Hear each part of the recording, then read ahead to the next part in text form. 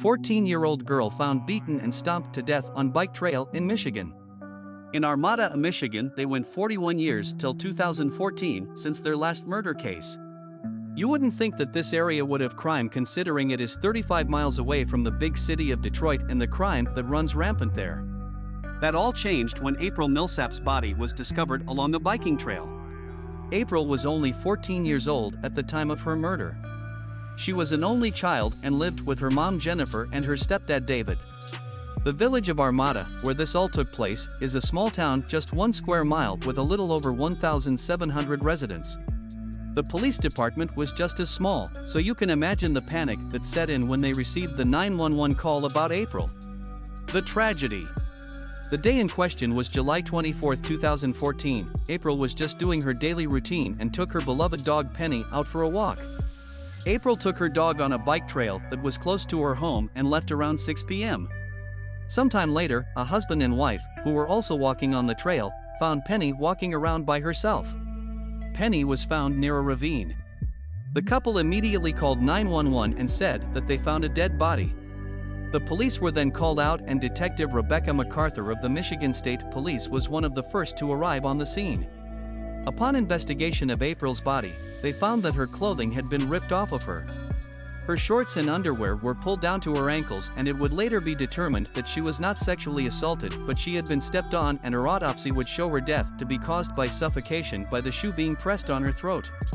Unfortunately, April's body was not identified right away and the police had to search the area for anything that was belonging to her. She was later identified after her mother arrived at the scene after telling the police that her daughter had been missing. Her mother described Penny and April, and police determined that April was their victim. This then sparked the investigation of April Millsap. The hunt.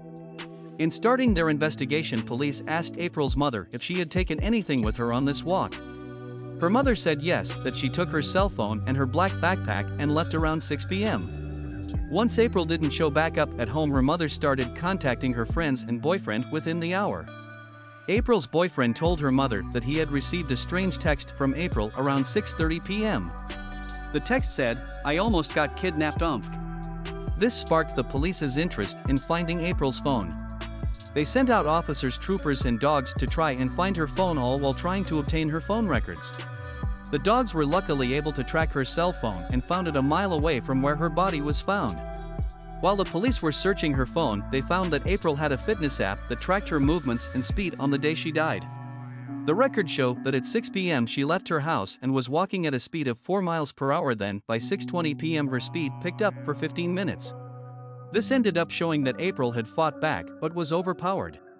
The app also showed that the killer had taken April's phone, so the route of the killer was tracked through the app. Her backpack was also found through the app and it was found discarded in a field. Finding the killer.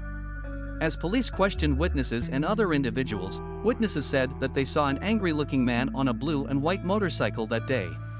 This was very strange because motorized vehicles weren't allowed on the trail.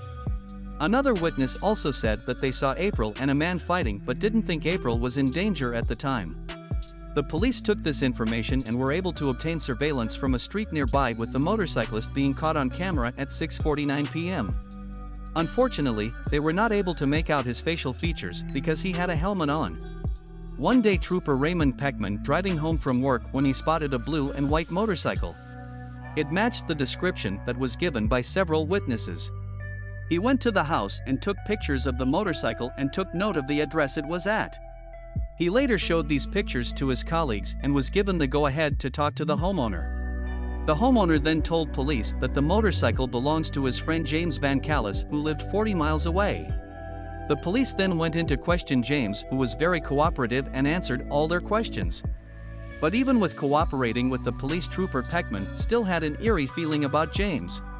They later asked James to write a statement just so they weren't missing anything, and this time James refused and said he had things to do. The police later looked into his alibi and determined that his story wasn't matching with his alibi. Then, after checking phone records, the police had enough evidence to obtain a warrant to search James's home. They didn't find anything linking James to the murder of April, but they did find other illegal activity, so he was able to get arrested and taken into custody on different charges. After James was taken into custody, his girlfriend at the time came forward and helped police find the pair of sneakers that were a match to the ones that were on April's body.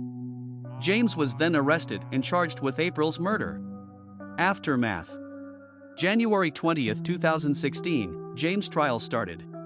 The prosecution came in saying that James was a very violent predator and they also didn't have any DNA or fingerprints, but they had plenty of evidence that showed James was the killer.